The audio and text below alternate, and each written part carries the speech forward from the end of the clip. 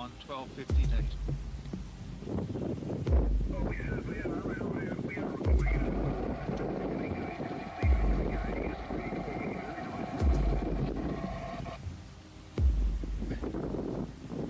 Yeah, I didn't think you get, sounds like kind of pager interference on certain samples out here, but when I got that last time I came, so there must be something around here that transmits that. Alright, I'll just have to try and keep this microphone keyed up. I'll just take a picture of this kind of screen first. Let's see.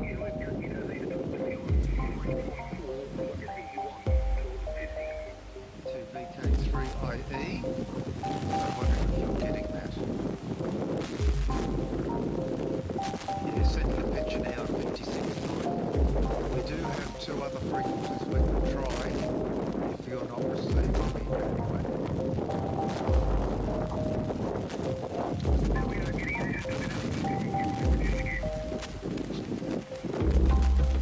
Is it with noise or just Wi-Fi?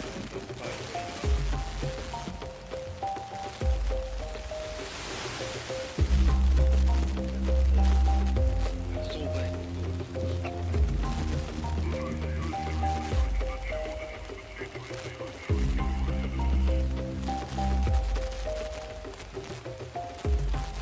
VK3KRD.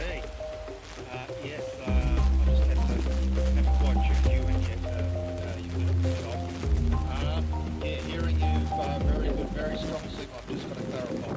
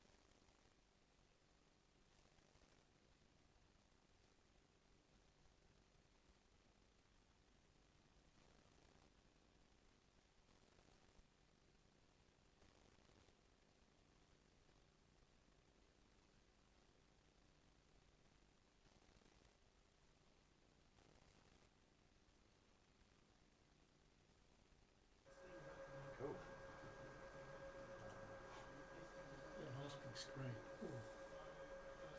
Have we started?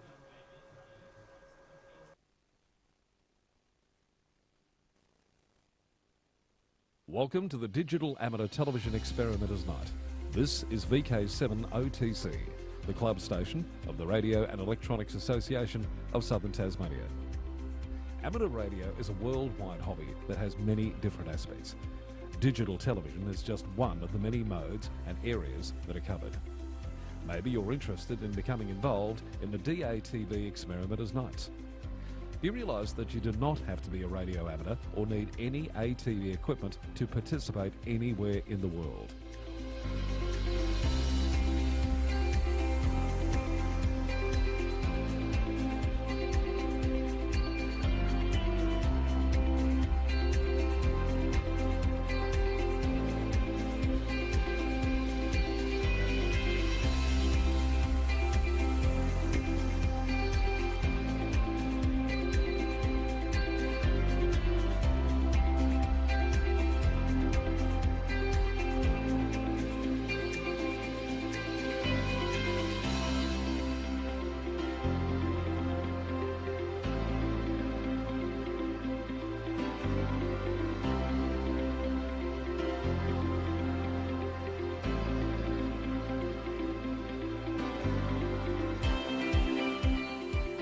Also participate in the night by coming up to the Queen's Domain clubrooms. Yes, right on top of the Queen's Domain in the heritage-listed Coast Wireless Station. You never know, we might get you in front of the camera or behind, doing one of the many roles during the night. We get underway with our program on a Wednesday night from 7:30 p.m. local time. We'll see you soon. This is VK7 OTC.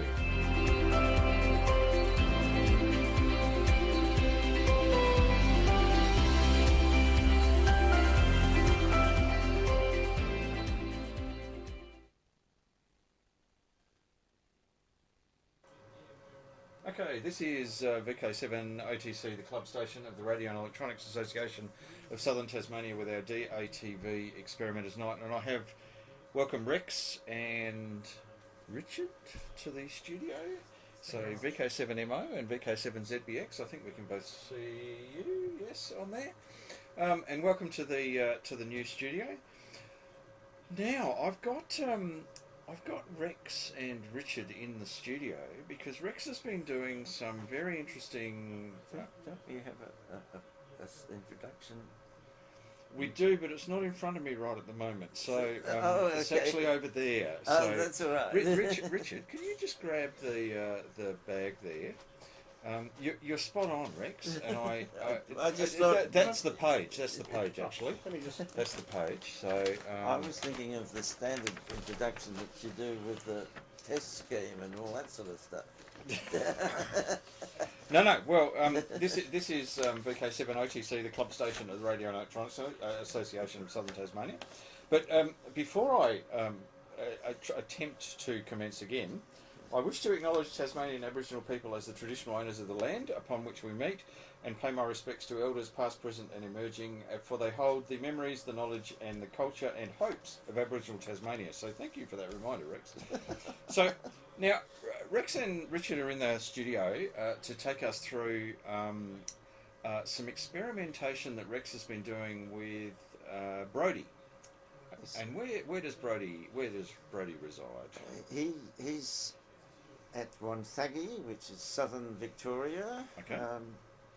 And what we've been doing is some aircraft scatter tests and some tropo scatter at the same, watching for tropo scatter at the same time.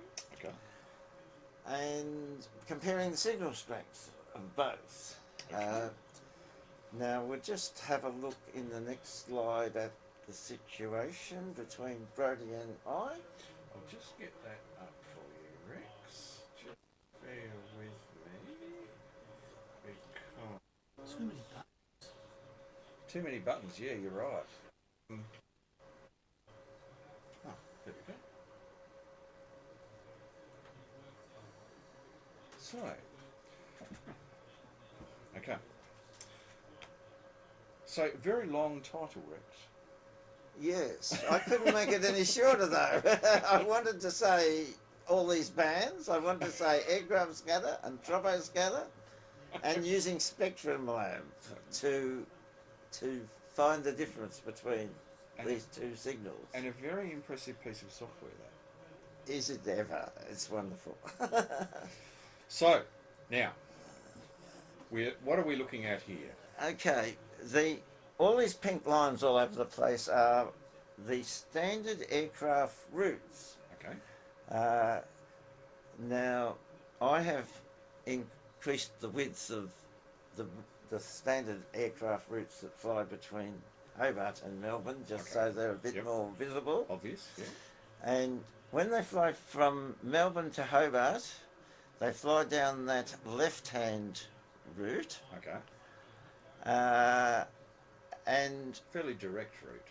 So. fairly direct, although they do sometimes turn at Devonport and go straight for Hobart Airport. Oh, okay. So they do a little angle. Yeah, yeah. But not always. Okay. I think the standard route, there's an NDB at the end of that line. They used to always fly between NDBs, but I think they sometimes get permission to do shortcuts using GPS at this stage. But in the middle of the path, which is mainly of our interest, they generally fly pretty close to the standard routes, which are from NDBs located around the place. Okay. And as we know, they're getting rid of a lot of the NDBs. 600 metre people get interested. So we got these two big pink lines showing the aircraft routes, and in the middle is a red line which is the direct line of sight, or the direct path between Brodie and Odd. Okay. Now, to get the best aircraft signal, you need the aircraft to fly right down the red line. Which it doesn't look like it does that very It doesn't, but it. So you on neither of these situations are we going to get the absolute best signal. Okay.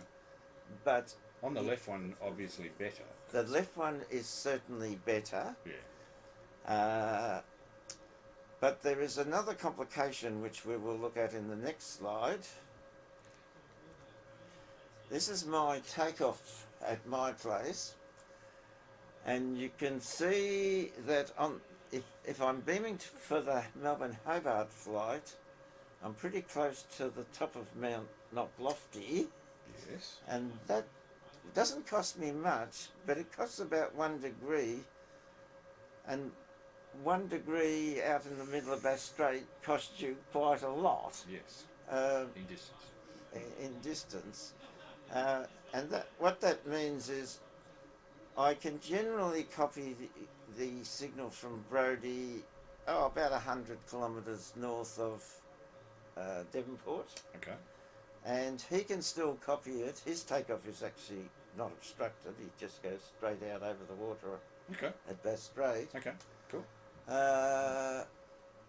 And he can generally see the aircraft still to somewhere in the middle of Tasmania. Okay. Depending very much on whether they start dropping down too quickly. Yep. And these distances where you can see the aircraft also depend on what the actual height of the aircraft is. Yep. They can fly typically between 33,000 feet sometimes, 39,000 feet other times. There's just whatever. And you mentioned the 38,000 feet. You had someone. That's right. Almost to the other side. That's right. At 38,000 feet, we'll go on to that later, but basically I can see almost to the bottom of Wilson's Promontory. Not quite, but yes. Okay. Cool. So your takeoff angle is very important for this aircraft scatter. It is. And the height of the aircraft is very important. Yeah. I have put in a little blue line, and that blue line actually gives my takeoff angle almost negative, just a fraction negative. Okay. Okay. And I have seen aircraft, the one we talked about, Yep. almost to the other side of Bass Strait, when, for funny reasons, the aircraft flew a different path. Yeah. And that's a good indication between those the orange and the red line versus the blue line. When you look at it, there's not much No. difference, but you're off the side of Knocklofty, so you've got a bit better view of the horizon. Yes, It and makes all the it difference. probably makes 150 kilometres difference There you go. to where you can see the aircraft. I love it. And it's only about 50 feet difference. Yep. Yeah. Okay. Okay, next slide. Now, on 70 centimetres, which is probably the best band to do this stuff, Okay. using Spectrum Lab, there's the normal waterfall display on the left, that's sort of dark black to blue, Yep. with two lines on it. The dotted rough line is the troposcatter, and it's straight. pardon? And it's straight. It's straight and it's right on 1,000 hertz, Okay. which is the frequency that's being transmitted. Okay. The much brighter line is the aircraft scatter, which has been Doppler shifted, in this case probably 4 or 5 hertz, I think. 100 hertz? No, 5. No, that's 5, yeah, maybe 3 to 4 hertz. Oh, that's 105. Yeah. Yes. 1,000 to 1,005. Yep. Yeah. Now, the nice thing about Spectrum Lab is that it's also got a plotter, like an old chart recorder, multi-pen chart recorder, and you can set up little mathematical functions in it. And if you look at the bottom there under troposcatter, Yep. I've set up the little mathematical function to find the peak amplitude between 998 and 1,002 hertz. And as you can see, the troposcatter is all contained within 998 to 1,002. Yep. And then to look for the aircraft, I've set it up to look between 1,002 and 1,013. It doesn't matter how far you Yeah. look, you're looking at the peak amplitude. And you'll see that the red is the troposcatter, Yep. and the blue is the aircraft. Now, at the right, you can see the graph of the aircraft versus the troposcatter.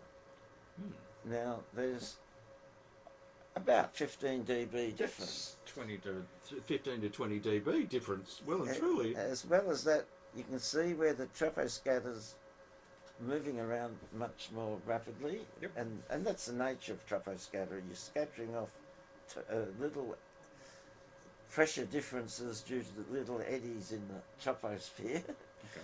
And sometimes all these little eddies work in phase and sometimes they work out of phase. And so that causes a slight amount of spreading as well, Yep. which you can sort of see on the waterfall. Now, to make this work, I have, in this case, Brody's receiving and I'm transmitting. Yep. And I have to transmit just a single tone because I don't want modulation mucking up Yep. the results. Okay. So what we do in practice, because you can record the data real time on Spectrum Lab, Yep. but it's difficult to get the timing right as you can with WSJT. Right. And if unless I transmitted continuously which I don't want to do, all I do is transmit a single tone every second period on WSJT, Okay. and then Brody can record the WSJT files and then replay them on Spectrum Lab, and that means the timing's all right. Yeah. Okay. And so that's the way this works. Okay. Now, if we look at the next slide, we'll see the aircraft that produced this, and you can see that red aircraft, which I've highlighted. Yep. J something 708. JS 705. JST 705. Now, that aircraft had just sort of turned, and I suspect it finished up going direct to Hobart, so it produced a stronger signal at the end of that period. Okay. Which, if you go back one, you can see the blue signal got stronger just at the end, at the same time as it appeared to divert off. Yeah. Okay. Because it was turning towards the path, you got more faster Doppler shift, and it went higher. Fantastic. So we go. Good confirmation. Yes. We'll go to the next slide. Now this is one where there is, if you look at the waterfall, there's actually 3 aircraft as well as a troposcatter. Okay. Now you can set up as many pens as you like in Spectrum Lab. Spectrum Lab. So, but I have set up one called troposcatter, another aircraft 1 and aircraft 2. Okay. In practice, the problem was aircraft. Which one? Aircraft.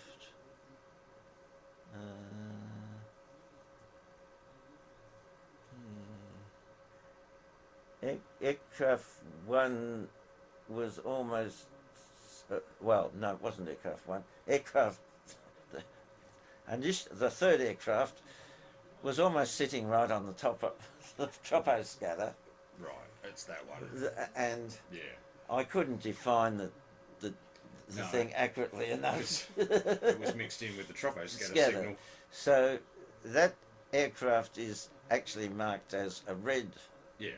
graph, Okay. and it is, well, it's marked as tropo. Yep. The interesting thing is the actual gain on these 3 aircrafts very similar.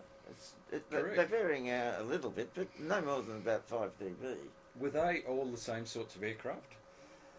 From an aircraft profile? I haven't checked that. I could check it, I guess, but I haven't checked it. I suspect they might have been. One of the things you can tell when you look at the next slide is if they're big aircraft, they show up slightly bigger than... Yeah, bigger icon. So I think this aircraft that was... There's 3 aircraft flying up to Melbourne from either Hobart or Launceston. Yep. They all look big aircraft, and by big on our route, that means 737 or A320. Yep. And in this case, I'm seeing one of the aircraft almost, well, you know, a fair way into Bass Strait. Yeah, Although- halfway across at least. Yes. So this is Wow. this is actually able to detect 3 different aircraft and the troposcatter. I'll just mention the difficulties you're up against in separating the aircraft. Because you're using an FFT function in Spectrum Lab to narrow the bandwidth. Yep. If you say want to use a bandwidth of 100 millihertz, Yep. it takes 10 seconds. It averages everything over 10 seconds. Okay.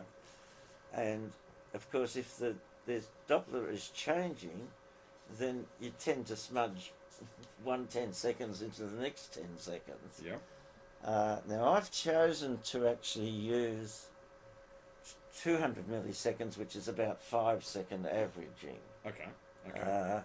But even 5-second averaging does sort of spread one part into the next, even if it's only moving slightly. Okay. Okay. But often it's worth, if you see something interesting, playing around With the parameters. Yeah. and getting the best out of them. So that's the 432. Well, now I agree with you. They're remarkably similar. that's right. They're just okay. Now, when you go to 23 centimetres, you actually can get more gain. We sort of had about 15 dB gain on 23, but on 23 the maximum gain was up to 30 dB stronger than the troposcatter. And you can see the troposcatter now is almost invisible, but if you look at 1000 hertz, you can sort of see that there is some troposcatter there. Yeah. Some variation. See the higher Doppler shift too. Yeah, and the higher Doppler shift. The problem with, which we'll go into a bit more later, is as you go up in frequency, you get more forward scatter gain, but you get narrower beam width.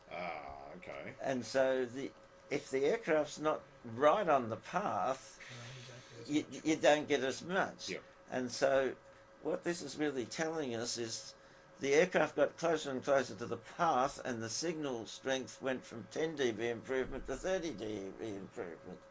So while 23 centimetre sort of works better, at least on this sort of path where you haven't got them flying right on the path, 432 is better. Well, more consistent, right? But if you then went portable and you could actually make it right on the path, yes, you're getting phenomenal well, gain. it's probably worth mentioning a bit of history at this stage. Some history. Yes. The first people to report in AR about what they called aircraft enhancement was Doug MacArthur 3UM and Gordon MacDonald 2ZAB. Okay, yes. Now that Ooh, that I've was met both of them. well, I've met both you of them. you couldn't meet either of them anymore. Oh, not anymore, no. But in now they Gibbs took a found long time ago. they started. This was on 2 meters. They started doing some tests between Melbourne and Sydney. It's about 700 kilometres, so it's a long path. Yep. And they noticed every now and then the signal improved. Okay. And basically the stopped. Gordon MacDonald won't use digital, or didn't use Correct. digital. Yes. So they must have been using SSB, Okay. and they sort of had a weak SSB flutter in the noise, and then every now and then It'd peak. it'd peak. Okay. Now they did a bit of work on this and found these peaks occurred when an aircraft crossed the path, and the advantage they have between Melbourne and Sydney, there are quite often much larger aircraft than fly between Melbourne and Hobart. And can I say probably a lot more of them? And a lot more of them. And so they wrote up that what they had found in AR in the 1980s, and because they were comparing troposcatter and aircraft, they defined this as aircraft enhancement, sort of the enhancement of the aircraft over the troposcatter. Yep. The actual mechanism in physics is aircraft scatter, which, if you're talking what's the propagation method, it's really aircraft scatter. Yep. But they did a pretty good job of this. And admittedly, they both had 4 Yagis, probably 400 watts SSB, and so forth.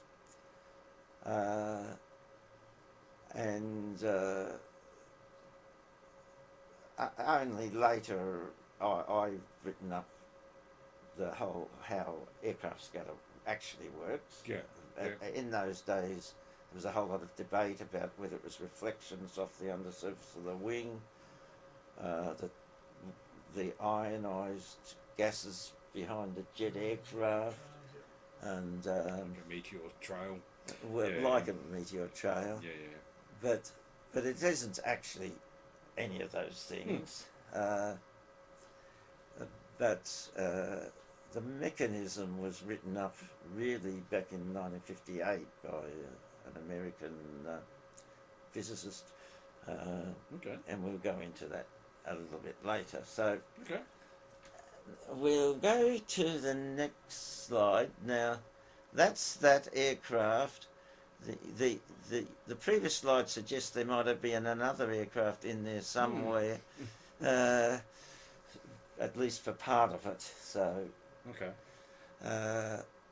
with that, we'll go to the next slide. Now, this is 2 meters, and you can see now there's, in this case, there's actually the frequency is not exactly on 1,000 hertz, and that's because Brodie's 2 meter rig was not GPS locked. Right.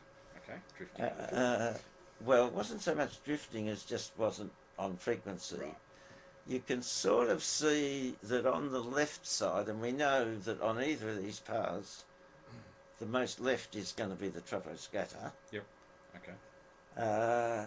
And you can sort of see the troposcatter, which I tried to pick out by fiddling the Settings. the settings 996 to 997.4 and 997 to It's pretty amazing that you can do that. yes. Anyway. Well, you might fiddle for a quarter of an hour Right. to do this. Okay. I can't guarantee that I've separated them completely, Right.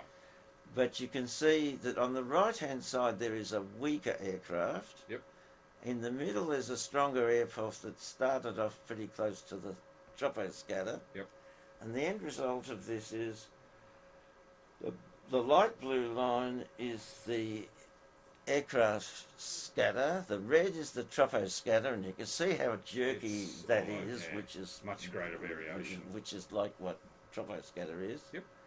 And the dark blue is another aircraft, but weaker. Now that could be a very small aircraft or off the path, Yeah. Okay. and so forth. But once you get down to 2 meters, the amount of Doppler shift is starting to get so low that it's very hard to To pick the difference between the two of them. Yeah. But so Okay. and between an aircraft and the troposcatter, we're not looking more than 2 or 3 dB. Yeah. Okay. We'll go to the next slide.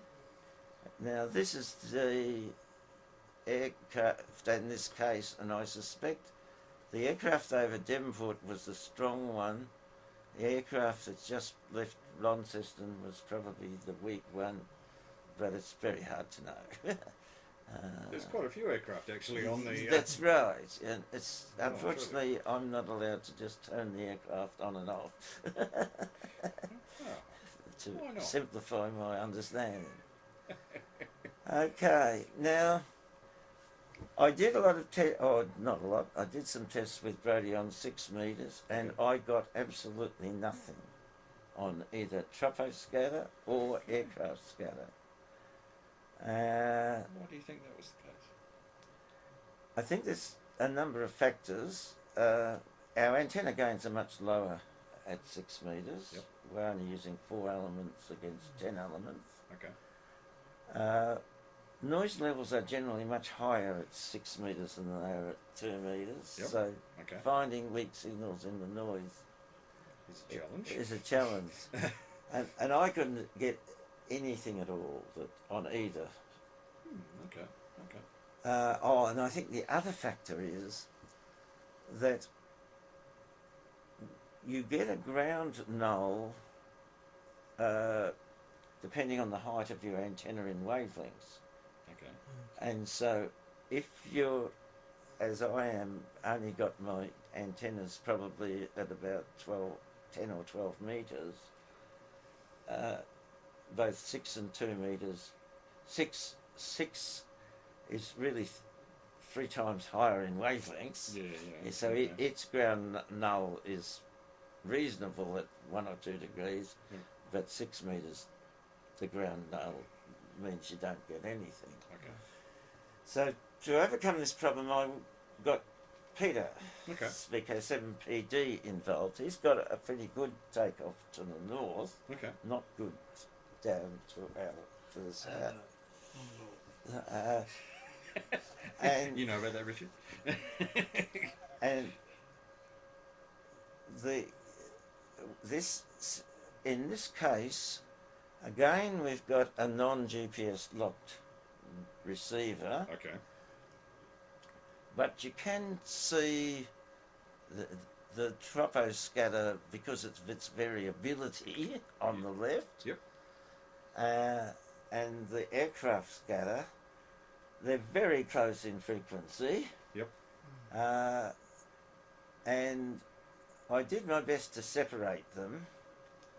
They sort of get together at the end, and if you look at the graph between the green and the red, you'll see at the end those graphs sort of follow each other. Yeah. and, Okay. and I just couldn't separate them. But you can also see that the aircraft scatter gain is essentially zero compared to the troposcatter. So what all this is telling us is the higher in frequency you go, providing you can have the aircraft right in the middle of the path, Yep. the more scatter gain you get. But the troposcatter is falling off as you go up in frequency. Yep. Because the tropo's pretty strong there at Peter's place. That's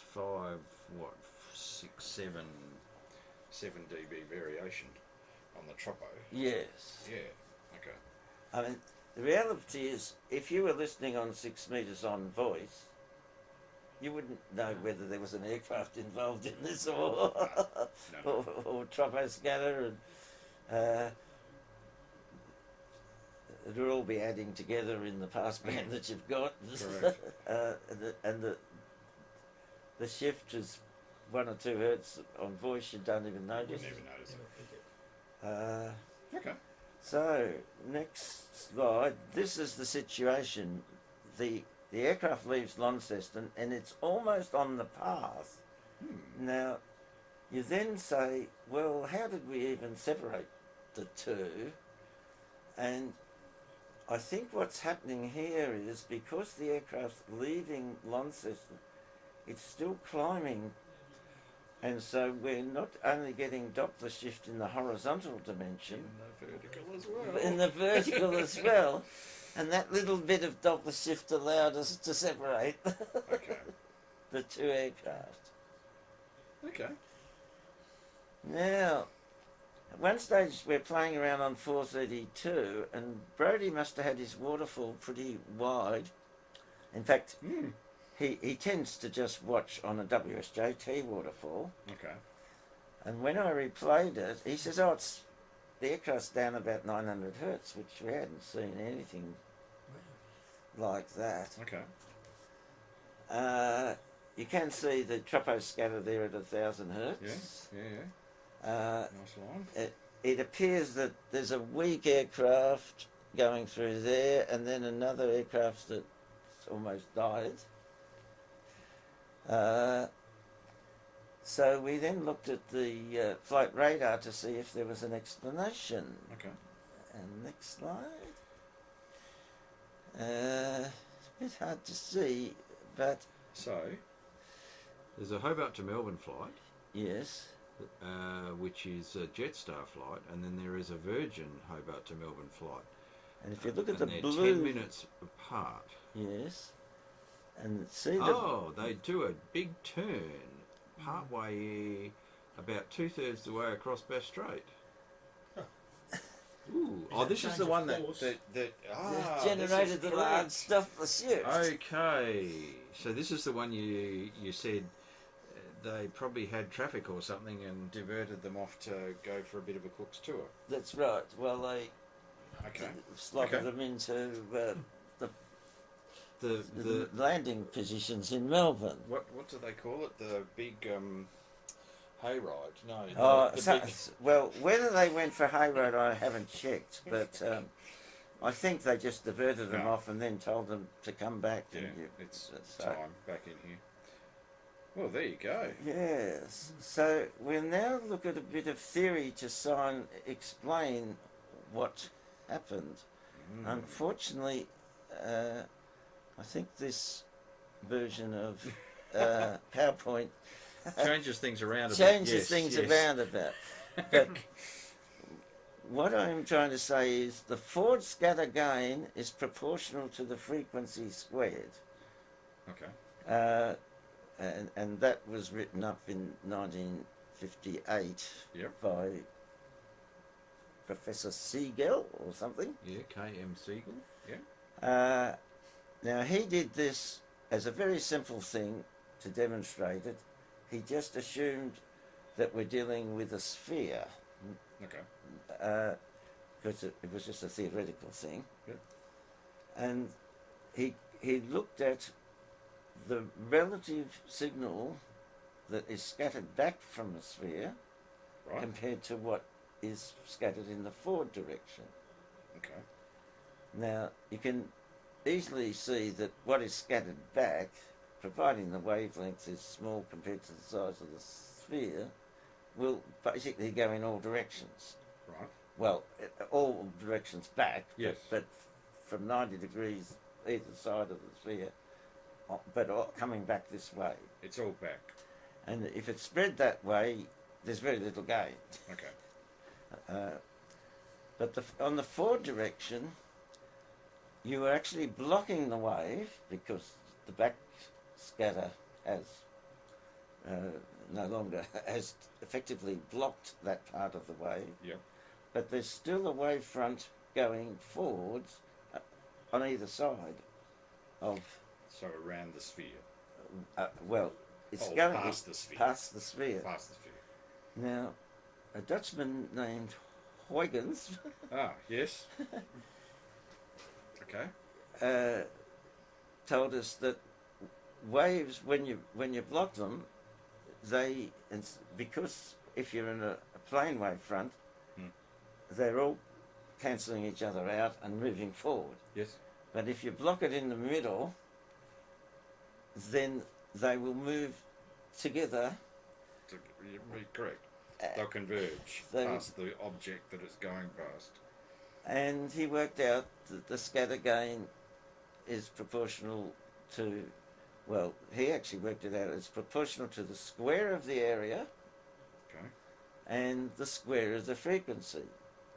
Now, that means every time you double the frequency, typically between 6 to 70 and 23, you're going up by about a factor of 3. Yeah. Okay. And if you square a factor of 3 is 9, and then you say 10 log 9, you get actually about 9, Yeah. 9.5 Okay. in log terms gain in Gain. going up. So in going up in frequency, and what I've done is in this table I've used 6 meters as a reference, and you can see I go up about 9 dB Yep. each time, and so the forward scatter gain goes up from 9 dB 18 to 28 by the time you get To 23 So centimetres. centimetres. Yeah, well and truly. now. The troposcatter, on the other hand, there's a formula there for troposcatter. There are various authors who have slight variations on the troposcatter formula, but they all agree on the 30 log F term, which is the frequency variable term that we're interested in. Okay. Now, the 30 log F term comes from 2 factors. The normal 20 log F is the free space losses Okay. that result from the fact that losses are all determined with respect to antenna gains, which are the isotropic antenna gains, Yep. or the gains over an isotropic. And isotropic antennas have a capture area that's much larger at 2 meters than it is at, say, 23 centimeters. Yep. And So the capture area, in fact, goes up as the square because it's in 2 dimensions. Okay. The capture area goes up as the square of the wavelength. So that's 20 log f, and the remainder of that 30 log f, I said that the wrong way around, but I think people understand. The remainder of that 30 log f is 10 log f, and what that's saying, the tropospheric losses are increasing, so it's going negative at about 4.5 dB each time we go up 3 dB. Yeah. Okay. So as you go up in frequency, your scatter gain is going up and your troposcatter is going down. And that's sort of roughly what we saw from these tests. Okay. The end result of that is you go from 6 metres to 2 metres, 13.8, 70 centimetres you're going 28, and 23 centimetres you're going 42 dB over troposcatter. Yep. And that sort of shows you that we could hardly see any bloody troposcatter At 6. at 70 centimetres. Yeah. We could see a good tropo at 6. Yep. But our aircraft scatter went up dramatically as our troposcatter went down. Yep. Yeah. Okay. So to put that into a slightly different context, what I've done is, based on the actual experimental results, I've compared just 2 metres 70 and 23 because the 6 metre run results we got were from PD, which is different distance, so we can't use those. Okay. But essentially, the difference based on this theory should have gone up from 0 to 14 to 28 dB. Yep. And the examples went up 0, 12 to 27. It's pretty close. It's pretty. Now, given that there are lots of other factors, such as whether the aircraft's lined up and so forth, it's almost too good to be true, but it does demonstrate. Some experimental variation. Yes. Now, if we go to the next slide, the other problem when you go up in frequency, you get all this gain, but the beam width narrows. Now, you don't get something for nothing. But what is interesting is, fortunately, planes are not quite the same as spheres. Correct. They have more cylindrical and long. Well, front on, the body is equivalent at blocking the wave, equivalent to a sphere. Yeah. Okay. But then you've got these wings, and the wings are very large in the horizontal dimension. So the wings produce. They don't have that much area compared to the body, so they don't block as much wavelength. So they produce a very narrow, high gain beam, but because they're from a small area, they're not so strong. Yeah. And the body produces a wider beam width, and because it's larger, it's stronger. But in some situations, which we'll go on to at very high frequencies, even the beam width, like 10 gigs, even the beam width of the body is so narrow that it never gets back to the ground, and this diagram shows what's happening. Now, the thin wings have a very wide beam width, and when you get up to 10 gigs, what happens is the wings may be at any particular point in phase with the body or out of phase. Yep. And so as the aircraft goes past, they'll all be in phase if it's absolutely right in the middle. Yep. But if you're off to the side, you will see, as it's moving, the signal strength going up and down. Yeah. we don't seem to see much of that, although we did see the signal strength dropping off at 23 centimetres. But the thing that actually seems to happen is that while you've got to use, when you go up at frequency and you get this enormous gain, you also get side lobes. Okay. And even though these side lobes might be 20 dB down, because you're dealing with a main lobe that might be 60 dB up, they're still quite good. Yeah, yeah. But they're competing with the wing lobes. Yep. It's a fairly complex surface. That's right, and that's why probably Professor Siegel decided to analyse a sphere. Now, I actually spoke to a ham who works at a place which he probably doesn't want me to say where it is. Okay. But it is possible in this day and age to buy computer programs that can actually analyse the complex shape of aircraft and look at all of these scatter lobes. Now, Wow. This- Okay. this is important when you're designing what is the new F-35s. F-35s. Yeah.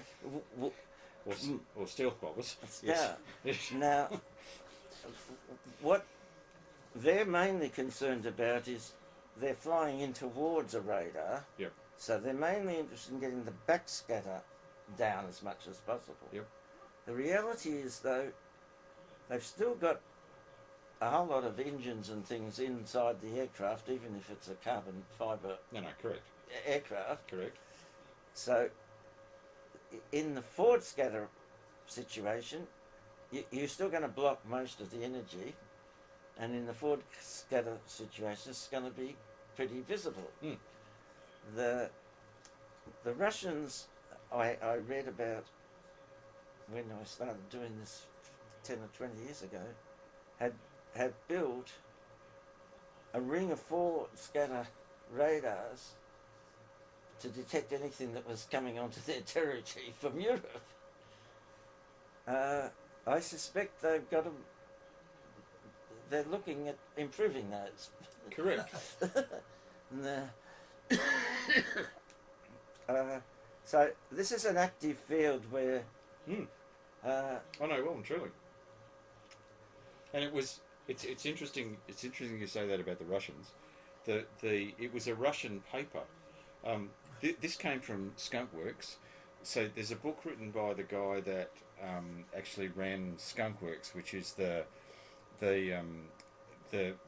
aircraft manufacturing facility that produced the stealth bomber.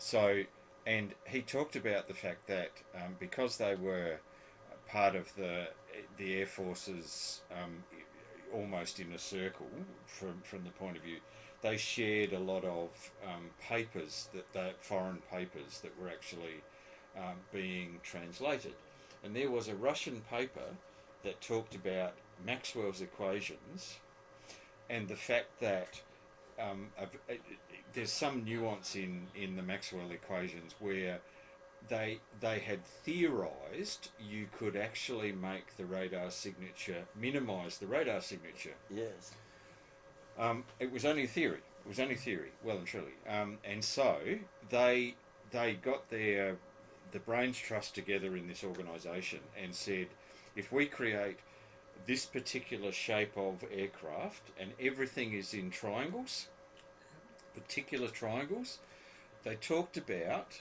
the fact they did a whole lot of work on the engine intakes and the engine exhaust, yes, because that was the thing that was providing a lot of the signature. yes. And so there is all of this work that went on. When the pilots get in those aircraft, they literally have tape that they tape up the door with, Oh, okay. so there is no variation in the surface. all the way round, and there's a whole lot of things that they do, and they talk about all of this in to minimise the signature. Yes. And it's fascinating because they talk about when they first created these aircraft, and they were super duper secret. They took them to a test range, and they took them there at night because they didn't want anybody obviously to see these things. They had the radar technician in the the container in the middle of this airfield in the middle of nowhere, and did these flights past, and they did quite a few number of these flights, and then went into the aircraft, the radar technician, and said, "Well, did you see it?" And he went, If you've gone "Seen what?" And so that was one of the tests that they actually had. Yes.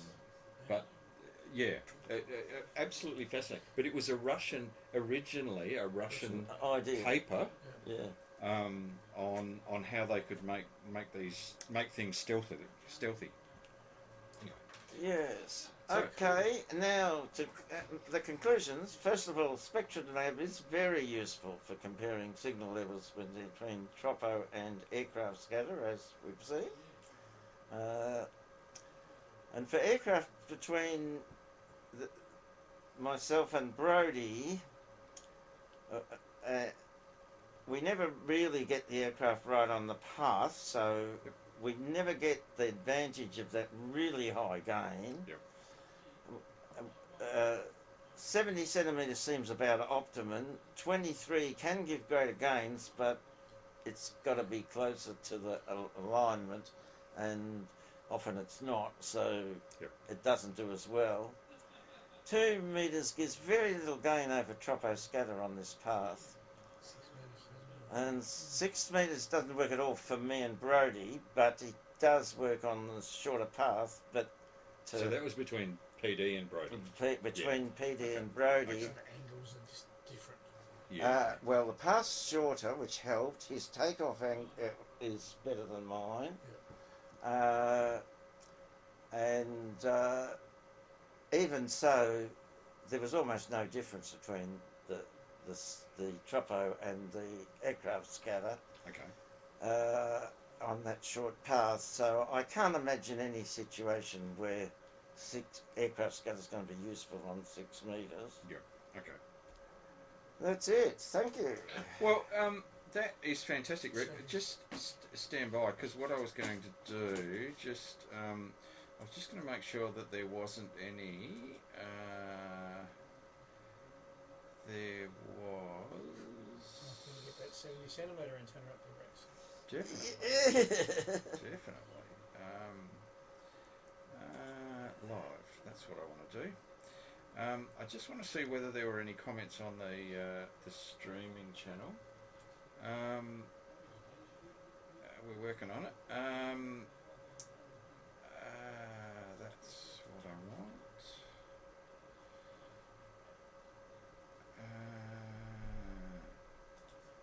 Let's kill that. No, forget that.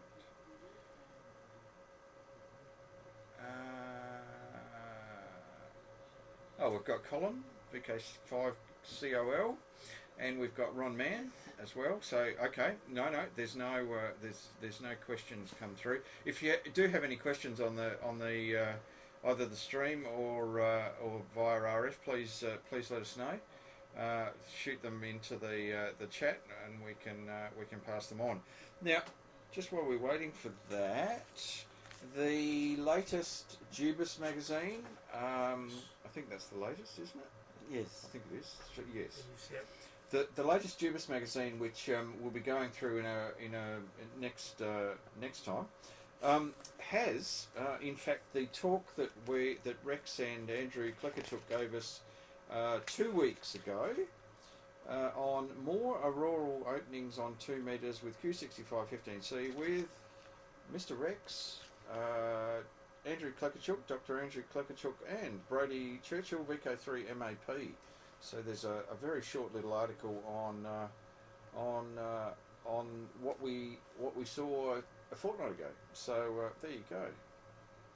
I love it.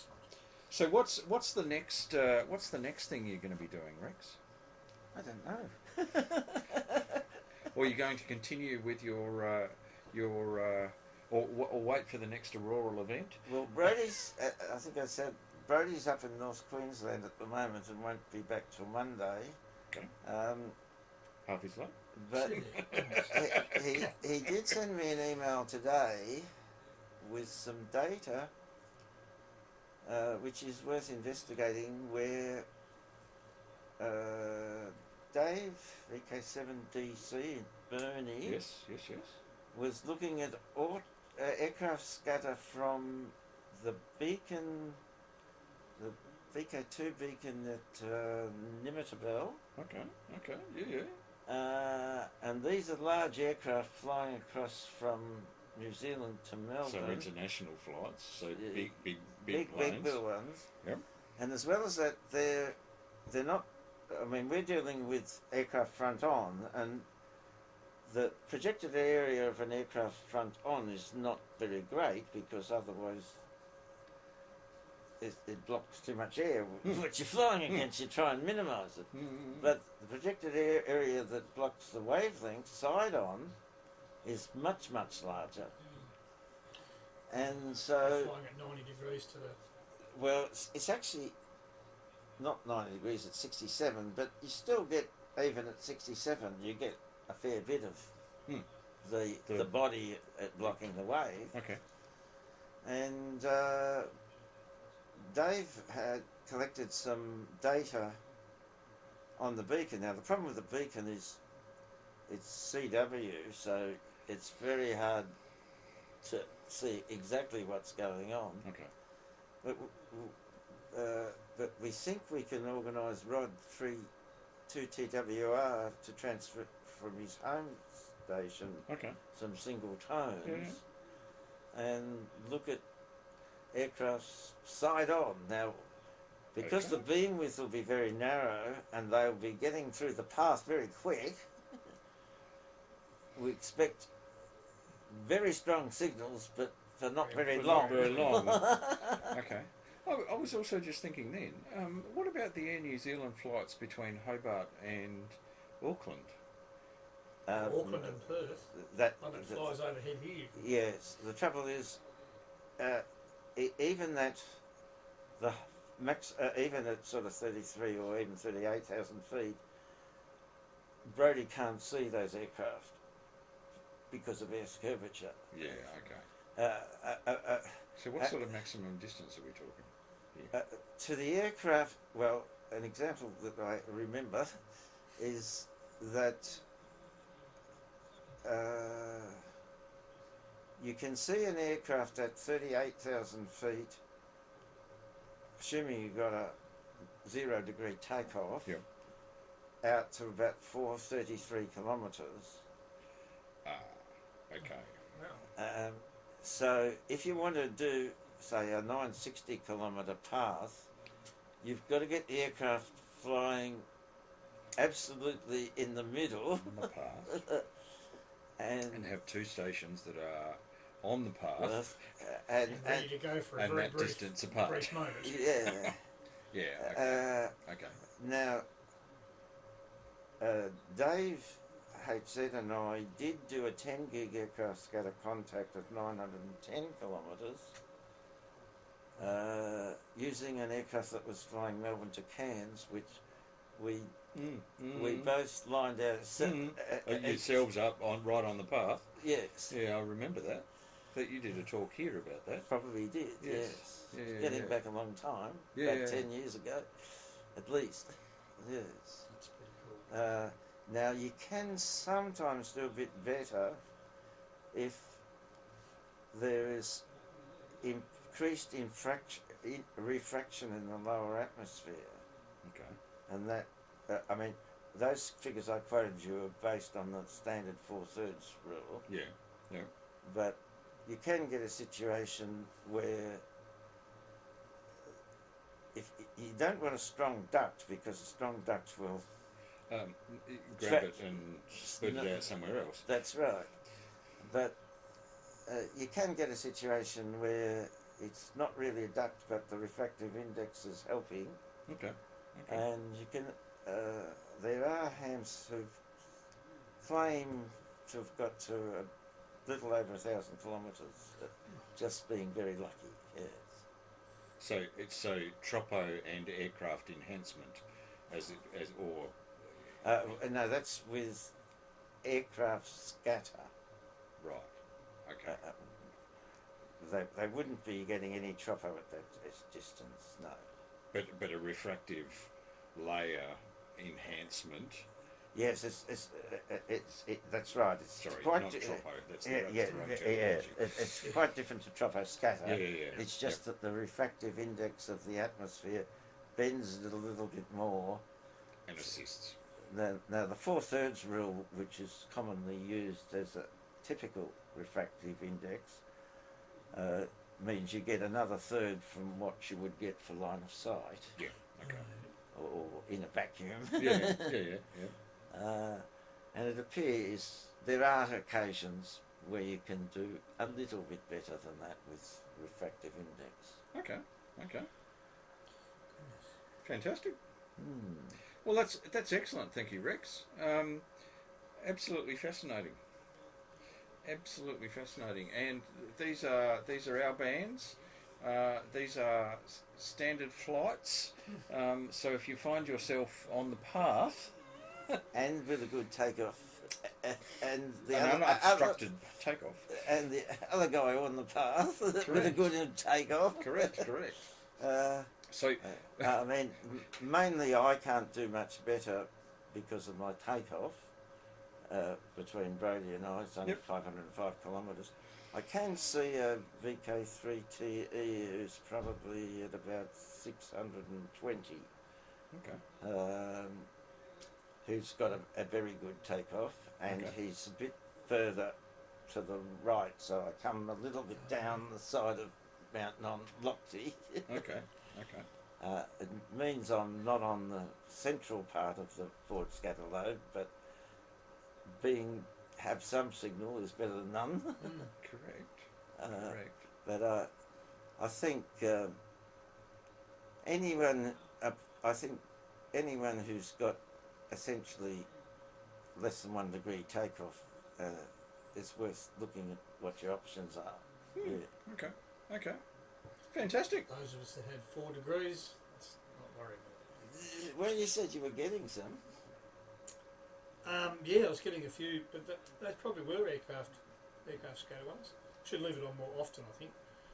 Yeah. Gather some more, Yeah. Okay. some more data. Okay. Well, we'll wrap it. What are we talking? Oh, it's 8:30. Okay.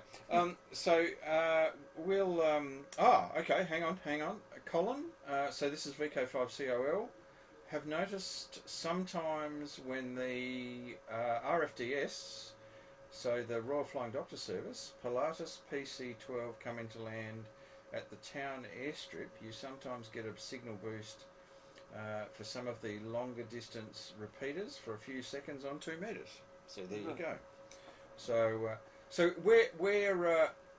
where are you, Colin? Just let us know which town we're talking about. That would be good. It's obviously a town that's serviced by the Royal Flying Doctor Service, which, can I just say, so is Launceston, because that's where the RFDS base in Tasmania is. So there you go. Excellent. Thank you for that, Colin. That's only a little plane too. Yeah. That's You do get providing you can both see the aircraft. Yep. You get an advantage of having the aircraft closer to one end than the other. Yep. Because the signal is dropping off as inverse square to the aircraft and then inverse square to the other end of the path. I know where he is. He's in Yorktown. Oh, which right. is on York Peninsula, in the middle of York Peninsula. Yeah. So roughly 80 kilometres west of Adelaide, Yorktown on PF84TX. Right. Lots of jets go over, yes. And they'd be international jets as well, up high. Adelaide to Perth, yeah. Yes, yeah. Although, or one's perhaps Melbourne to, because Adelaide won't have got up to full height. Correct. Yeah. Oh, good stuff. Fantastic. Thank you for that, Colin. That's excellent. All right. Well, we might call it quits at that, and there'll be another program, same time, same frequencies next week. This has been VK7 OTC, the club station of the Radio and Electronics Association of Southern Tasmania, with our DATV Experimenters Night. And thank you to Rex for sharing and Richard for coming along. Thank you very much. Thank you. And we'll see you again 7:30 Wednesday Eastern Standard Time on streaming and also RF around the Hobart area. So we'll bid you farewell. 73. Have a good rest of the week. Now here we go. Here we go. Oh, there we go.